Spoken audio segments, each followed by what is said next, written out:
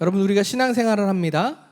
신앙에 가장 중요한 요소가 있다면 그 중에 뭐 여러 가지가 많을 수 있겠죠. 그 중에 가장 중요한 최우선적인 요소가 무엇일까요? 이것이 없으면 우리의 신앙이 다 가짜야 라고 말할 수 있을 만한 것이 있습니다. 그게 뭘까요? 네, 바로 예수님입니다. 예수님. 네, 지금 막 서로 이렇게 막 뭐라고 얘기하셨는데 자신 있게 말씀 못 하고 네, 그러시고 예수님. 우리 신앙생활에 있어서 예수님이 빠지면요, 사실 우리의 신앙은요 거짓 신앙이 됩니다. 예수님의 사랑, 십자가에서 이루신 완전하신 사랑, 인류의 구원을 위한 희생제물이 되어주신 그 사랑, 우리 신앙에 예수님의 구원하심을 모르거나 또는 믿어지지 않는다면 우리의 신앙은 아직 믿음의 길에 들어서지 않은 것입니다. 그만큼 기독교 신앙의 우리의 신앙생활에는 예수님의 사랑, 예수님이 무엇을 하셨고 어떻게 하셨고 또 우리가 그것을 믿는가 하는 것, 그 모든 키워드에는 예수님이 있습니다. 성경에서도 구약시대에는 우리를 구원하실 메시아에 대한 예표로서 구약을 성경에서 말하고 있고요. 신약시대에는 예수님이 무슨 일을 하셨고 우리를 어떻게 구원하셨는지에 대한 얘기입니다. 앞으로 예수님이 다시 오실 이야기가 남겨있는 것이 또 우리 뭐 계시록 같은 것도 나와 있고요. 그러니까 처음부터 끝까지 우리는 예수님이라는 키워드를 통해서 말씀을 보고 예배를 드리고 또 기도를 하고 또 우리의 신앙생활을 하고 있는 것입니다. 근데 만약에 우리의 신앙생활에 잠시 깜빡 예수님이 빠졌어요. 그러면 반드시 종교화가 됩니다. 종교화라는 거 아시죠? 습관이 되고 형식이 되어서 정말 사랑이 뭔지 우리가 잠시 깜빡 잊고 그것이 하나님의 사랑인 줄 알고 쫓아간다는 것이에요. 예수님을 믿는 삶, 예수님의 완전하신 사랑을 우리가 마음에 새기고 또 믿음으로 따라 사는 삶, 이 믿음으로 모인 곳이 교회입니다. 이 믿음으로 예배하는 것이죠. 이 믿음으로 우리의 삶을 살아가는 것입니다.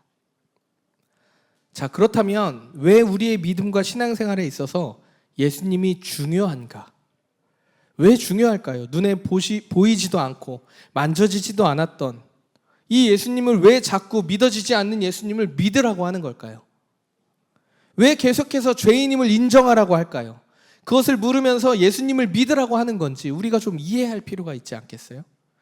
2000년 전 이스라엘을 위해 오신 예수님이 도대체 우리랑 무슨 상관이 있길래 자꾸 성경을 보고 성경이 예수님을 말하니 예수를 믿으라고 하는 거냐는 것이죠. 오늘 성경은요, 이 질문에 대해서 답해주고 있습니다. 오늘 본문 2절 말씀인데요, 아버지께서는 아들에게 주신 모든 사람에게 영생을 주게 하시려고 모든 사람을 다스리는 권세를 아들에게 주셨습니다. 아멘. 여기서 아버지는 누구예요? 당연하게도 하나님 아버지입니다. 그러니까 예수님의 아버지 하나님께서는 뜻이 있었다라는 거예요. 어떤 뜻이에요? 온 인류의 영생, 곧 영원한 생명을 주고자 하셨다라는 거예요. 인류에게. 그래서 그 방법으로 어떤 것을 선택하셨어요? 아들 예수님을 인간의 몸으로 이 땅에 보내셨다라는 거예요. 그 권세를 하나님께서 다 주셨다라는 것입니다. 오늘 성경은 그걸 얘기하고 있어요. 그냥 보내신 것이 아니에요. 모든 사람을 다스리는 권세를 주셨대요. 그러니까 모든 인류는 하나님 아래 하나님께 속한 자가 될 수 있는 능력을 주셨다라는 거예요. 모든 사람을 다스리는 권세라고 하니까 우리에게는 조금 불편하게 들릴 수도 있을 것 같아요. 다스린다, 이게 조금은 내가 다스리면 좋지만 다스림 당하면 좀 싫잖아요, 우리.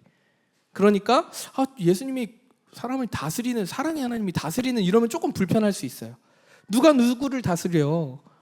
이 시대 내가 제일 소중한데 나를 왜 다스려? 혹시 이렇게 생각하는 분이 계실지도 모르겠어요. 근데 여기서 다스린다는 것은요, 우리가 하나님께 속한다는 거예요. 하나님의 아들 예수님께 속한다는 겁니다. 우리를 하나님이 구원하심으로 우리가 모두 속할 수 있는 그 능력이 누구에게 있다? 예수님께 있다라는 거예요. 끊어지고 빼앗기고 무너진 것을 다시 새롭게 하여서 원래 자리로 회복시킬 수 있는 권세를 누구에게 주셨대요? 예수님에게 주셨다는 얘기예요. 그러니까 우리의 신앙에서 예수님이 빠지면 그 권세를 우리가 누릴 수 있어요? 누릴 수 없는 거예요. 구원의 기쁨을 누릴 수 있어요? 없다는 거예요. 예수님의 십자가 구원 사역을 통해서 하나님의 형상대로 우리는 지음받았잖아요. 이 형상대로 지음받은 우리가 예수님의 십자가 구원 사역을 통해서 원래 모습으로 회복된다라는 거예요. 그게 하나님 뜻이라는 겁니다. 우리가 원래의 모습대로 회복된다는 것도 한번 생각해 볼까요? 우리가 원래의 모습대로 회복된다는 게 뭐예요? 하나님의 창조 목적과 원리대로, 순리대로 돌아간다는 뜻이에요. 조금 더 쉽게 말해 볼까요? 하나님과 아무 꺼리낌 없이 영원히 함께 한다라는 뜻이에요. 이게 가장 쉬운 얘기일 것 같아요. 하나님과 잴 것 없이 그냥 존재한다고, 같이 영원히 이 상태로 회복된다는 뜻입니다. 하나님은 어떠한 분이죠? 사랑이시잖아요. 그래서 사랑이시기 때문에 결코 우리를 포기하지 않으시는 분입니다. 믿으십니까? 아멘. 그래서 하나님은요, 끝까지 참고 또 참고 참고 또 참고 어떻게 해요? 우리와 지금도 함께 하신다는 거예요. 내 눈에 보이지 않고 만져지지 않고 내 삶이 고달프지만 여전히 지금은 하나님 우리와 함께 하신다는 거예요. 그 권세를 누구에게 주셨대요? 예수님에게 주셨대요. 그런데 사람은 어떻게 합니까? 끊임없이 하나님을 벗어나고자 합니다. 하나님의 다스림을 거부했어요. 창조주 아버지 집안에서 누리는 완전한 자유를 싫어했어요. 거절했어요. 내가 좀 해보겠다고 한 거예요. 마치 사춘기에 있는 청소년들이요, 이유가 없거든요. 이유 없이 반항하고 짜증내고 방황합니다. 이유가 어디 있겠어요? 그냥 감정이 그러고 호르몬이 그런데. 그러니까 괜히 엄마 보고 짜증내고 눈을 흘기고 괜히 이거 왜 안 빨아놨냐 그러고. 우리 애들이 그렇다는 건 아니에요. 예. 우리 아이들은 착해서 절대 그런 거 없어요. 오케이. 네. 얘기해보고 나니까 좀 조심스럽네. 네. 그러니까 사람은 거부했다라는 거예요. 하나님 아버지와 영원히 함께 사는 것을 거부했다라는 거예요. 내가 독립하겠다라고 얘기했다는 거예요. 근데 독립을 하나님이 주시는 뜻 안에서 독립이 아니고 그냥 내 마음대로 뛰쳐나갔다라는 거예요. 가출한 겁니다. 다시 돌아오지 않을 곳으로. 최대한 쉽게 설명하려고. 하나님의 이야기를 듣기 싫다는 거예요. 그 뜻에 따르기 싫다는 겁니다. 이게 사람이 지은 죄입니다. 로마서 6장 23절 말씀인데요. 죄의 삭은 사망이요, 하나님의 은사는 그리스도 예수 우리 주 안에 있는 영생이니라. 인류의 첫사람이 죄를 지었어요. 하나님을 거부한 그 결과가 오늘 성경은 뭐래요? 로마서 6장 23절은 죽음이라고 얘기하는 거예요. 죽음이 없었어요. 첫 인류에게는 죽음이라는 게 존재하지 않았어요. 하나님과 함께 하는데 어떻게 죽음이 존재해요? 그런데 죄의 결과가 죽음이 생긴 겁니다. 그 이후로 인류는 죽음을 이길 수 없는 상태가 되었어요. 죽을 수밖에 없는 존재가 된 거예요. 하나님과 함께였다면 죽음이라는 단어도 몰랐을 거예요. 제가 생각하기에는. 죄를 짓기 전에는 하나님과 함께하는 그 자체로 행복했을 거고요. 평안했을 것이고요. 기쁨을 누렸을 것입니다. 그런데 죄의 결과로 죽음을 맞이하게 되었죠. 그리고 지금도 여전히 우리가 노력하고 있지만 이 죽음을 해결할 수 있는 힘이 우리에게 없습니다.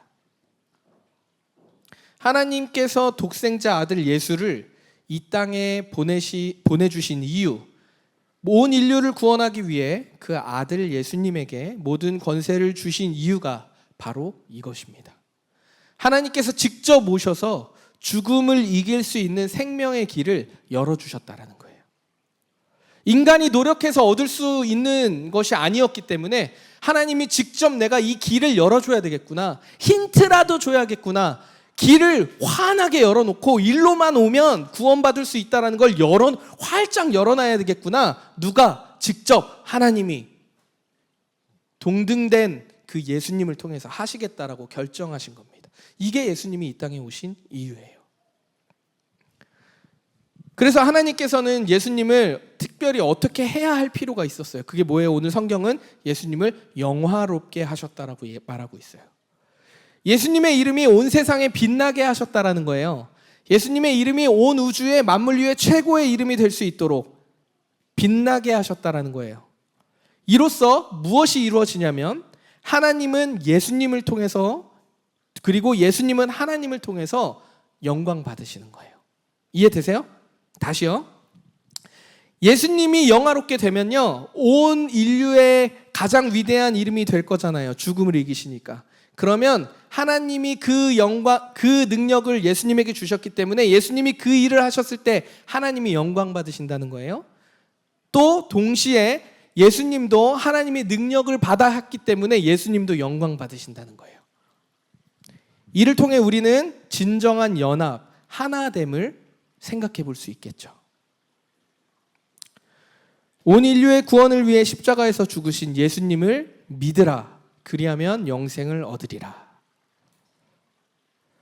영원한 생명을 얻는 방법이요, 여러분, 예수님을 믿는 것입니다.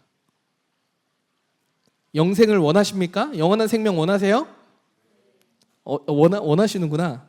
네. 영원한 생명. 뭐 얼마나 살려고? 네. 영원한 생명 원하죠, 우리가. 누군가는 그렇게 말할지도 모르겠어요. 아니, 그냥 한번 왔다 가는 인생. 열심히 좀 살다가 내가 좀 돈 좀 많이 벌어서 호의호식 좀 하다가 그냥 가면 되지 뭐. 이렇게 말하는 사람들도 있잖아요. 그런데 하나님은 그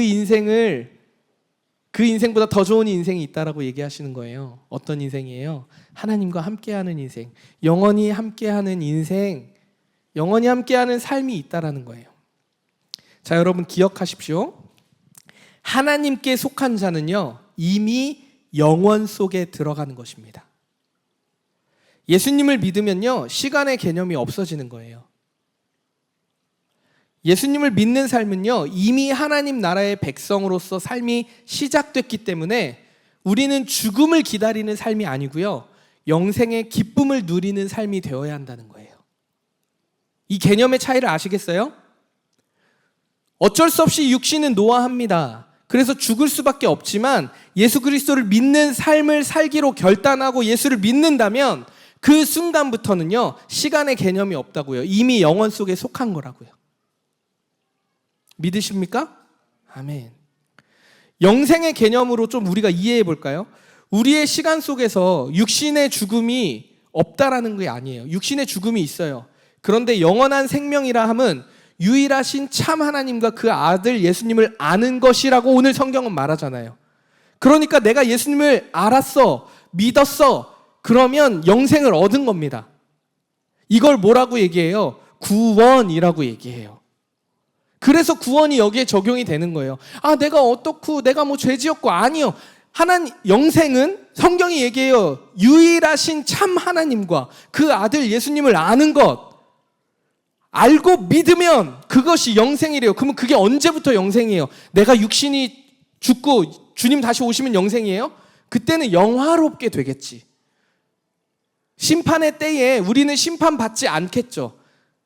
천국과 지옥은 믿는 사람에겐 지옥이 없어요. 심판의 때를 우리가 막 굳이 생각하니까 그런 거지, 이미 우린 영원 속에 들어갔다고. 믿으세요? 이게 무슨 말인지 이해되세요? 우리의 시간으로, 하나님은 시간을 창조하신 분이잖아요. 근데 시간을 창조하신 하나님과 함께하면 뭐예요? 우리는 이미 영원 속에 있는 거예요. 이것을 하나님의 나라라고 얘기합니다. 그래서 제가 자주 말씀드리잖아요. 이미와 아직을 기억하라고. 이미 우리는 하나님 나라를 살아가고 있고 아직 하나님의 나라의 심판의 때가 완성이 되진 않았다. 이 중간 어딘가에 우리는 살아가는 거예요. 그런데 믿는 자들은 이미 살아가는 거예요. 우리는 여전히 부족하고 연약하지만, 자, 한번 따라해보면 좋겠습니다. 영생은 유일하신 참 하나님과 그 아들 예수님을 아는 것. 우리 한 번 더. 영생은 유일하신 참 하나님과 그 아들 예수님을 아는 것. 제가 이 뒤에 준비한 설교가 있는데 이거 다 안 해도 돼요. 여러분 자책하지 마십시오. 그렇다고 하나님 앞에 멀어지란 얘기가 아니고 하나님을 아는 것에 힘쓰는 거예요. 하나님을 알기 위해, 하나님을 믿기 위해 하나님이 주시는 은혜를 받아들이는 거예요. 나 부족해요, 연약해요, 이거에 빠져가지고 하나님을 멀리하는 것은 하나님 기뻐하시는 일이 아니라는 얘기예요. 죽음 이후에 부활의 삶을요, 우리가 기다릴 필요가 없어요. 물론 주님 다시 오시는 그때에 우리가 완전한 영화롭게 되는 그런 영광을 함께 누리겠지만, 이미 우리는 예수님을 통해서 이미 하나님께 나아갈 수 있게 되었습니다. 하나님의 형상대로 회복되는 그 과정 속에 있다라는 거예요. 그래서 성숙이라는 게 우리에게 주어지잖아요. 처음 믿었을 때, 예수 그리스도 처음 믿었을 때 그 벅찬 감동이 있어요. 그런데 시간이 지나면 그 벅찬 감동이 좀 흐물흐물해져요. 느슨해지고.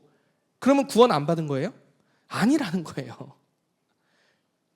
유일하신 참 하나님과 그 아들 예수를 아는 것, 그것을 알고 내가 죄인임을 고백하고 믿었다면 아직 성숙한 그리스도인의 삶을 알지 못해, 더 깊이 깨닫지 못했고 알지 못했을 뿐이지, 구원의 문제가 우리에게 흔들릴 만한 일이 아니라는 얘기예요. 이것이 우리 신앙생활의 가장 중요한 예수님을 믿는 삶에 대한 핵심이에요. 여러분, 이것만 놓치지 않고 성경을 보십시오. 삶을 살아가 보십시오. 그러면 달라져요. 보는 눈이 달라지고요, 생각하는 게 달라져요. 그러나 문제는 뭐냐면, 현실은 예수님을 믿어도 기쁘지 않을 때가 있다는 거예요. 예수님을 믿어도 고통만 따르는 것 같다는 거예요.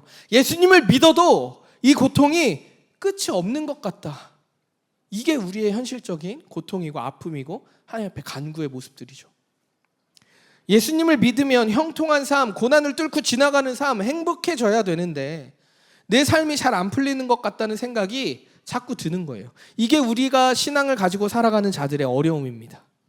그래서 우리는 어떻게 해요? 자꾸 의심해요. 내가 무언가 할 수 없나? 뭔가 부족한가? 내가 하나님을 위해 무언가 덕을 더 쌓아야 되나? 상급을 쌓아야 되나? 내 자신을 의심하고요, 하나님을 의심합니다. 순서는 뒤바뀔 수 있어요. 하나님을 의심하면 결국 내 자신을 의심하게 되고요, 내 자신을 의심하다 보면 하나님도 의심하게 됩니다. 자, 중요해요. 어떻게 하면 예수님을 믿는 그 영원한 생명과 함께하는 그 기쁨을 이미 영혼 속에 들어갔다면 누려야 되잖아. 어떻게 누릴 수 있나? 그게 우리에게 중요한 요소겠죠. 어떻게 누릴 수 있을까요? 첫 번째는요, 너무나 당연하게도 예수님을 믿어야 합니다. 표정들이 다 장난 아니야. 근데 너무나 당연하게도 예수님을 믿어야 해요. 예수님을 믿지 않으면요, 내 삶을, 세상을 보는 눈과 마음과 생각, 태도, 이것들이 다 바뀌지 않아요. 여전히 세상의 가치 속에 머무르면서 살아가게 됩니다. 예수님을 믿으면요, 성경이 믿어줍니다. 그리고 성경대로 사는 삶이 무엇인지 질문하게 되고요, 그리고 그것들을 내 삶에서 테스트해보게 됩니다. 그리고 그 앞에 하나님이 앞서 일하신 것들을 보고 은혜라는 이름으로 우리는 고백하게 됩니다. 근데 예수님을 믿지 않으면요, 성경은 헛된 소리라고 얘기하고요, 그냥 한 나라의 역사를 잘 풀어낸 이야기, 소설 같은 이야기라고 얘기할지 모르겠어요. 너무나 당연하게도 영생의 기쁨을 누리는 것은요, 예수님을 믿는 것입니다. 그런데 우리는 세상의 가치 속에서 혼란이 오죠. 돈을 많이 벌어야만 행복할 것 같아요. 그 만족이 어디인지 모르고, 돈을 더 많이 벌면 조금 더 나은 삶이 돼 행복할 것 같아요. 또는 명예를 얻어야지만 내가 존재하는 것 같은 느낌이 들 때도 있어요. 누군가의 인정에 메말라서 누군가에게 인정받아야지만 내가 존재할 거라고 생각하는 그런 세상의 가치들도 있어요. 사실 SNS도 그런 영향들이 우리에게 되게 많이 주어져 있잖아요. 보여지고 만져지는 모든 것이 채워져야지만 내가 평안할 것 같다라는 이런 착각 속에 살아가는 것이 세상 속에 사는 사람들, 때때로 우리도 현혹되는 그런 모습들이라는 거예요. 여러분, 기억하십시오. 영생의 기쁨은요, 결코 세상의 것에 있지 않습니다. 잠깐 우리에게 만족을 가져다 줄 수는 있어요. 그러나 반드시 그 끝이 있다는 거예요. 영원하지 않다는 겁니다. 세상이 주는 만족은 영원하지 않아요. 잠깐의 만족입니다. 우스갯소리지만 제가 여기서 막 명품을 입고 되게 잘 빠져서 딱 입었어요. 그러면 살찌면 끝인데? 별로 안 웃었어. 오케이. 그럼 이렇게 생각해 볼까요? 생각해 보십시오. 우리가 식사하잖아요. 식사를 예로 들어 볼게요. 보통 우리가 하루 3끼를 먹잖아요. 뭐 요즘은 2끼 먹는 분도 있고 뭐 1끼 먹는 뭐 다이어트 한다고 여러 가지가 있지만 어찌 됐건 우리는 식사를 해야지 살잖아요. 밥을 먹잖아요. 그리고 그 사이사이 아메리카노도 먹고 간식도 먹어요. 이런 걸 다 먹는다고 생각해 보세요. 먹는 거 안 먹으면 안 되니까. 그런데 매 끼마다 그게 1끼든 2끼든 3끼든 1,000만 원짜리 식사를 계속 한다고 생각해 보세요. 아니 1억짜리, 아니 10억짜리, 한 끼에 10억, 100억짜리라고 얘기해 봅시다. 100억짜리 재료가 막 100억이야. 막 도무지 구할 수 없는 것들을 갖다가 그걸 몇 끼마다 먹어. 그거를 매일 먹는다고 생각해 보세요. 계속 행복할까요? 100억에서 1000억으로 넘어가면 뭐 좀 재료가 뭐 갑자기 금덩어리로 바뀌나?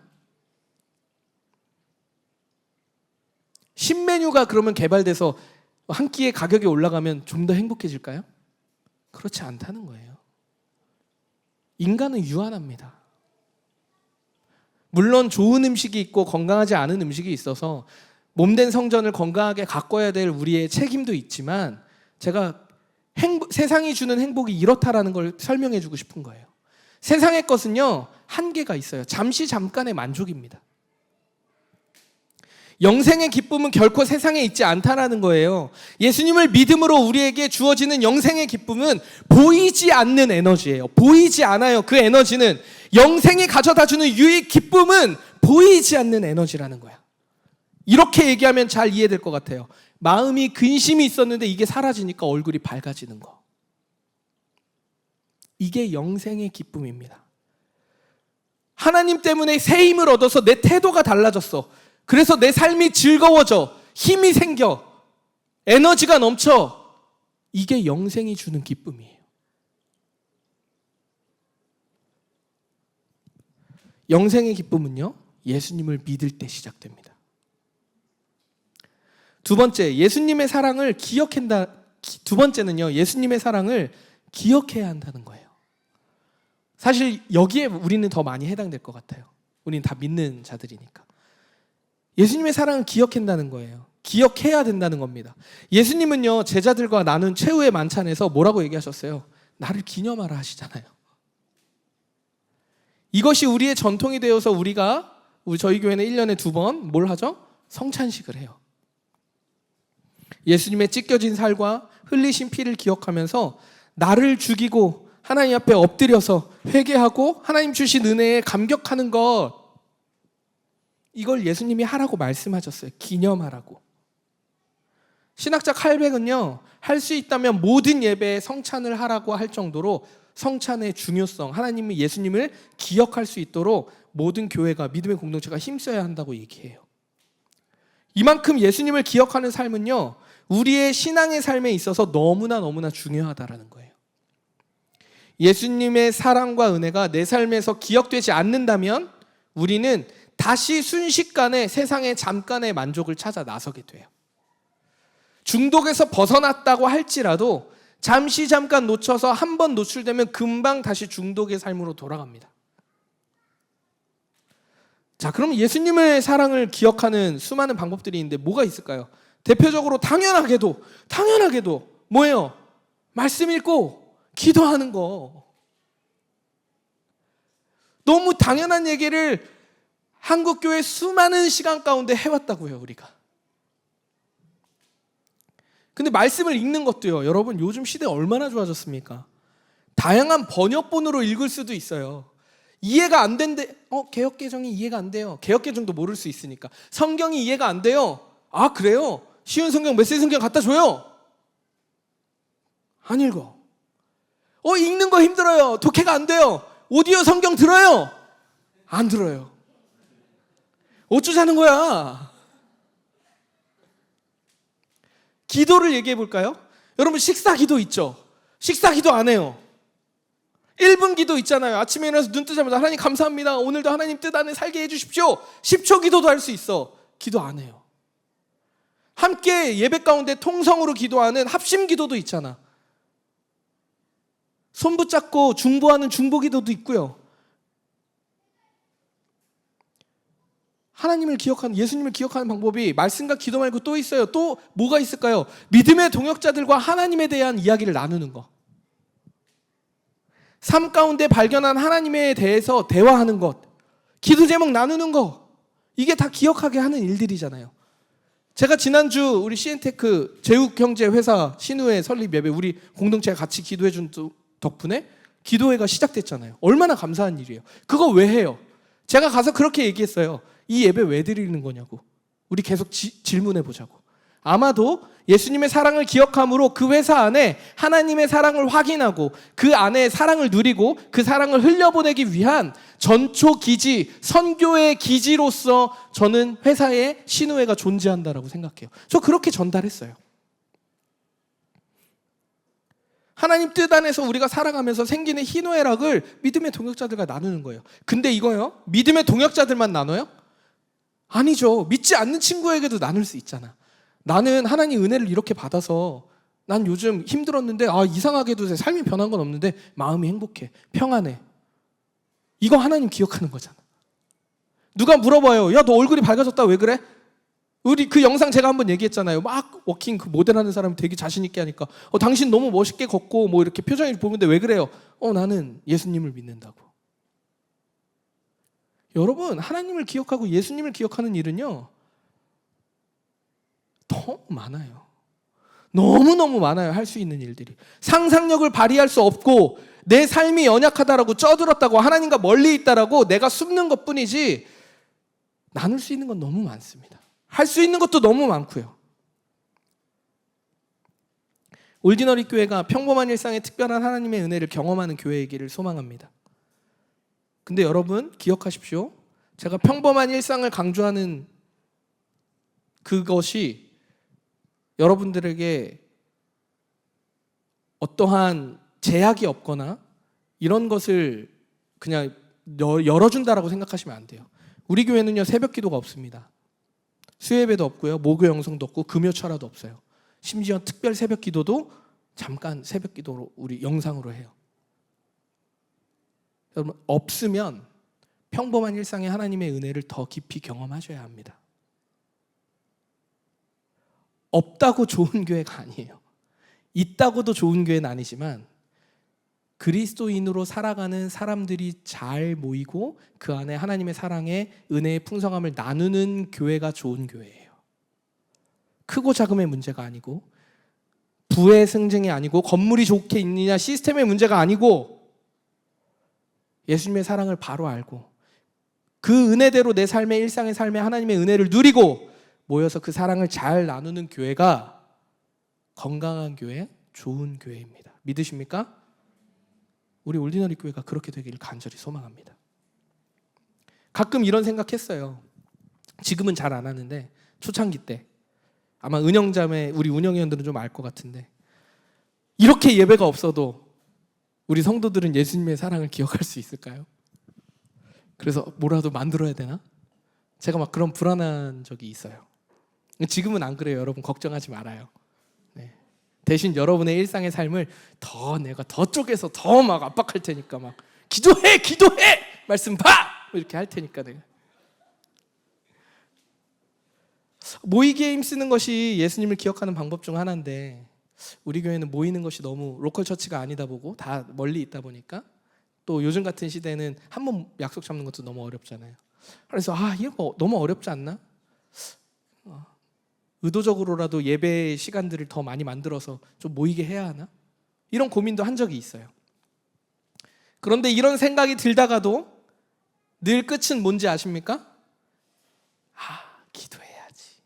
기도의 자리로 돌아가는 거예요. 삶 속에서 일하시는 하나님을 만나게 해달라고 기도합니다.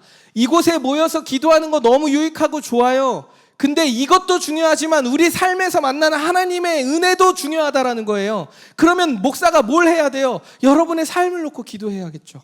여러분의 고통을 놓고 기도해야겠죠. 삶 속에서 제발 닥쳐있는 문제들을 하나님의 응답으로 믿음으로 받을 수 있도록 기도하는 거죠.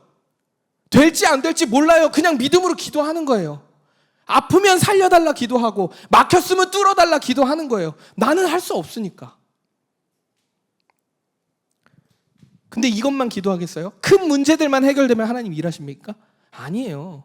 여러분, 평범한 일상의 특별한 하나님의 은혜는요, 저는 이랬으면 좋겠어요. 막 진짜 정말 아주 작은 것도 목사님 이거 너무 감사해요, 막 이럴 수 있으면 좋겠어. 어떤 거냐면 밥을 먹을 수 있는 것에 감사했으면 좋겠어. 야, 내가 이 밥을 먹는구나. 내 옆에 함께 나눌 수 있는 하나님에 대한 이야기뿐만 아니라 외로울 때 나를 그냥 와서 괜찮아라고 물어봐 줄 수 있는 가족, 친구가 있음에 감사했으면 좋겠어요. 비록 힘들지만 일을 하면서 인간의 연약함을 보게 하신 하나님께 감사하다라고 고백할 수 있었으면 좋겠어요. 차를 한 잔 마시면서 와, 내가 이런 여유를 누릴 수 있는 시간이 나에게 허락됐구나 하며 감사했으면 좋겠어요. 운전을 하면서 와, 어제는 100번 욕했는데 오늘 10번밖에 욕 안 했구나, 그리고 감사했으면 좋겠어. 이렇게 소소한 일상 가운데 하나님의 은혜를 발견해달라고 저는 기도해요. 저부터가 그렇게 살려고 얼마나 애쓰는데요. 근데 잘 안 돼요, 여러분. 그러니까 저도 더 그렇게 힘들어하는 거예요. 목사이기 이전에 저도 하나님의 백성 아닙니까? 작은 것 하나에 발견하고 싶은데 상상력이 없으니까 자꾸 큰 문제들만 생각하고 거기에만 몰입돼서 하나님이 주신 것에 감사할 줄 모르고 만족할 줄 모르는 거예요. 여러분, 중요한 포인트입니다. 우리 가끔 이런 말을 해요. 아유, 기도만 해서는 안 된다고. 내가 할 수 있는 일을 오늘 해야 된다고. 저 되게 동의하는 말이었거든요. 근데 설교 준비하면서 어쩌면 아닐 수도 있겠다는 생각을 했어요. 왜냐하면 중요한 것은요, 기도를 안 한다는 거예요.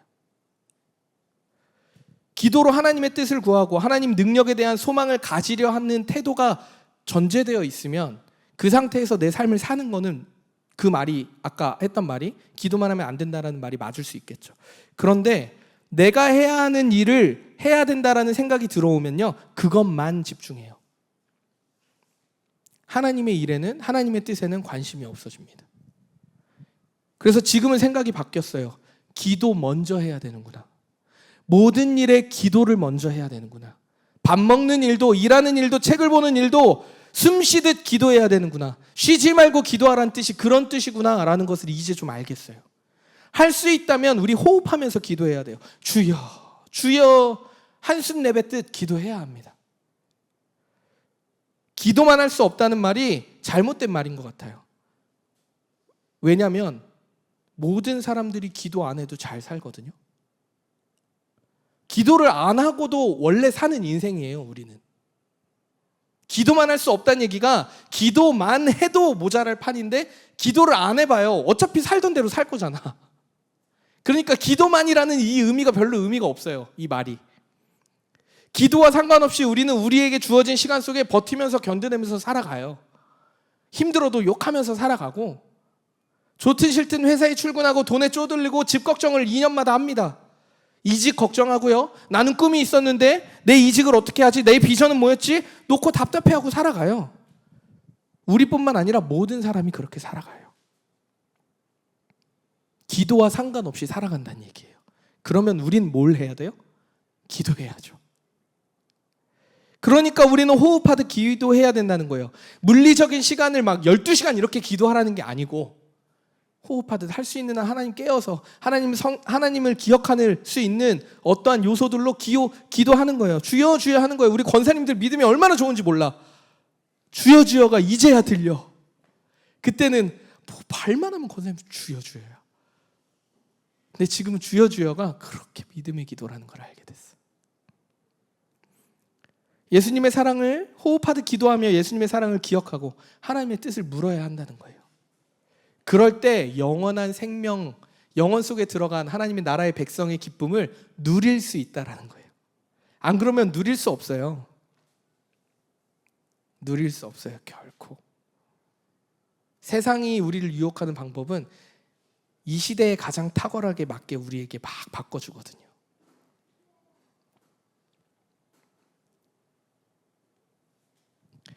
호흡하듯 기도하면서 주어진 오늘 하루를 최선을 다해서 사는 것입니다. 내 자신을 사랑하기 위해 힘쓰고 타인을 사랑하기 위해 힘써 보는 것, 이렇게 사랑하면서 살아가기 위해 애써 보는 것 말고 우리가 할 수 있는 최선은 저는 없다고 생각해요. 계획대로 되지 않는 것이 미래다. 누가 얘기했대요. 기억이 안 나. 그런데 이 말이 맞는 것 같아. 계획대로 되지 않는 것이 미래이기 때문에 우리는 오늘 주어진 하루의 삶을 최선을 다해서 살아가는 거예요. 어떻게? 호흡하듯 기도하며 소소한 것에 감사하며 만족이라는 것을 경험하며 영혼 가운데 살아가는 훈련을 우리의 삶을 통해 해보는 겁니다. 이것이 예수님의 사랑을 기억하며 영생의 기쁨을 누리는 일상의 삶인 줄 믿습니다. 아멘. 말씀을 좀 정리할까요? 영생은 유일하신 참 하나님과 그 아들 예수님을 아는 것. 아는 것으로 괜찮을까 생각할지도 모르겠어요. 근데 여러분, 우리가 이곳에서 예배드리는 것을 생각해 보면 도움이 될 것 같아요. 여러분, 여기 이 예배의 자리로 또 여러분들이 믿음의 삶으로 어떻게 오셨습니까? 반드시 누군가의 말과 권유를 통해서 오셨을 거예요. 하나님에 대한 말을 들었거나 예수님에 대한 말을 들었거나 아니면 그냥 한번 가보자라는 말을 들었거나 교회에 대한 얘기를 들었거나 다양한 이야기를 통해서 공동체를 만나게 되었을 것입니다. 처음 들어서 참 유일하신 참 하나님과 그의 아들 예수님을 아는 것, 요렇게 알고 나자마자 믿는 사람도 있겠지만 사실 대부분의 사람들은 처음은요 그냥 조금 더 알고 싶고 궁금해서 온 경우가 많을 거예요. 마음에 답답함이 있고 근심이 있는데 조금 무언가 달라질까 해서 오는 사람이 대부분일 거예요. 그렇기 때문에 무엇이 중요합니까? 하나님이 누구인지 예수님이 누구인지 아는 것이 너무너무 중요해요.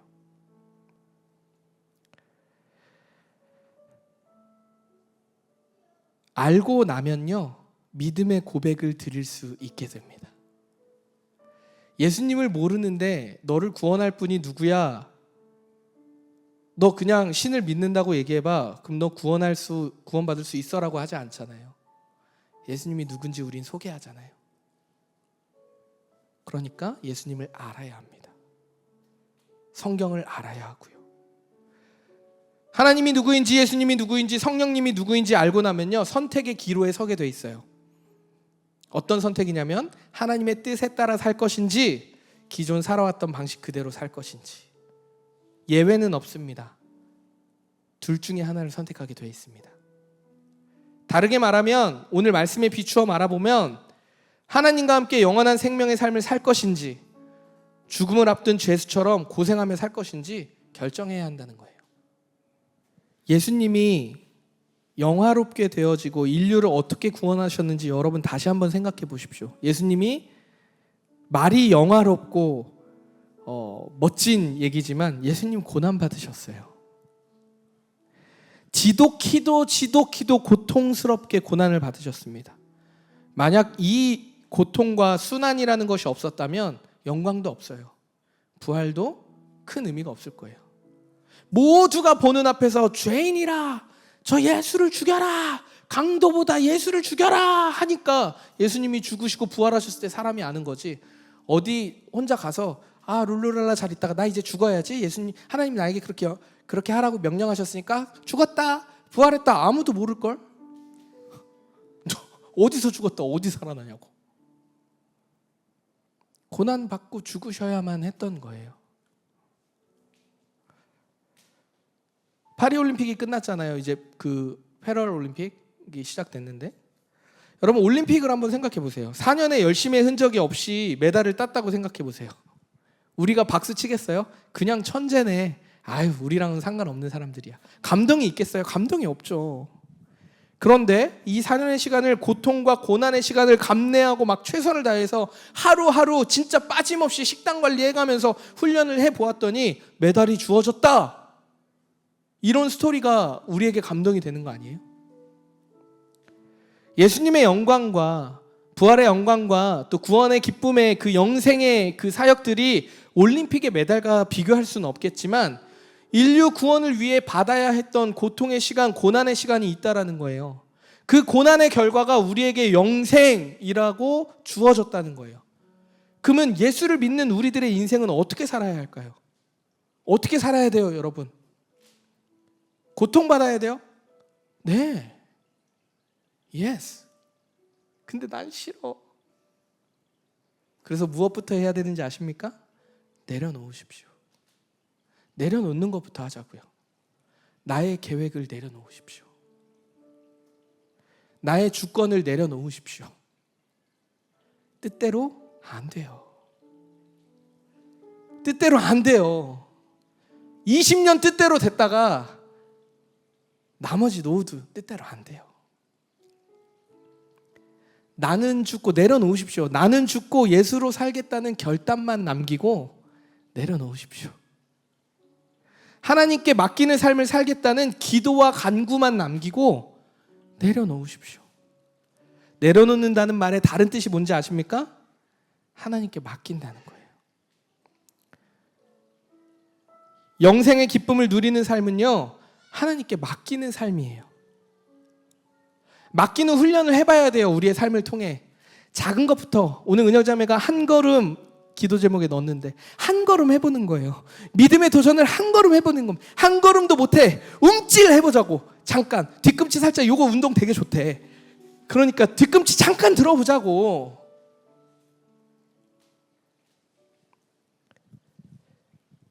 그러할 때 어떻게 변하는지 알아요? 우리의 삶이 계획대로 되지 않았을 때, 하나님 안에 있을 땐 웃을 수 있어요. 맡기는 삶은요, 계획대로 되지 않아도 웃을 수 있어요. 믿으십니까? 아멘. 뜻대로 풀리지 않는 삶과 고통 속에 있더라도 하나님의 뜻을 붙잡고 살아갈 때 우리는 잠시나마 웃을 수 있는 여유가 생겨요. 믿을 수 있는 건덕지가 있기 때문에 쓰러지지 않고 잠시 낭망했지만 다시 일어날 수 있는 힘이 있다고요. 그러니까 내려놓으십시오. 그러니까 주권을 내어놓으십시오. 그러니까 하나님께 맡겨드리십시오. 이게 영생을 누리는 기쁨입니다. 이 영생을 누리는 기쁨, 우리 각자에게 맞게 찾아와요. 순간순간 찾아옵니다. 우리 각자에게. 자, 오늘 같이 예배드렸으니까 오늘 모두가 한 방에 은혜 쫙. 아니야. 오늘 말씀 들으면서도 아무도 누군가는 은혜 못 받는 사람도 있을 수 있어. 그건 하나님 하신 일이니까 난 모르겠어요. 그런데 우리의 인생의 여정을 통해서, 전 인생의 여정을 통해서 순간순간 각자에게 맞게 은혜라는 이름으로 찾아옵니다. 감사라는 이름으로 찾아오고요, 평안이라는 이름으로 찾아와요. 우리 각자에게 맞게. 그리고 주님 다시 오시는 그날 우리는 완전한 영광 가운데 진짜 비로소 고통 없는 영원한 기쁨을, 영화롭게 되는 그 기쁨을 그때 마주한다는 거예요. 그날을 소망하십니까? 아멘. 전 너무너무 소망해요. 말씀을 바꿨어요. 주중에 차를 타고 오는데 제 마음이 너무 만족스러운 거야. 너무 행복한 거야. 근데 달라진 건 내 인생 하나도 없어요. 너무 행복한 거야. 그냥 즐거운 거야. 좋은 거야. 만족스러운 거야. 야, 이거를 어떻게 설명하지? 세상 사람들에게, 우리 교인들한테 어떻게 설명해야 되지? 너무 기쁘다고. 하나님 안에 있을 때 기쁘다고. 이걸 어떻게 설명해야 되지? 그러니까 진짜 한번 맡겨보라고. 그냥 속는 셈 치고 한번 그냥 하나님한테 배팅 걸어보라고. 올인해보라고. 이렇게 하고 싶은 거예요. 어차피 여러분, 우리 짧게는 20년, 길게는 40년 속고 살아왔잖아요. 우리 예수 믿으며. 그럼 좀 더 속아보자고. 진짜 맡겨드려보자고. 그러니까 호흡하듯 기도하며 예수 믿고 그냥 오늘 하루 주어진 삶에 사랑하기 위해 힘쓰는 거. 나를 사랑하고 하나님 사랑하고 내 이웃을 사랑하기 위해 힘써보는 거. 그 작은 움찔거림 한번 해보는 거. 그거면 족하다고.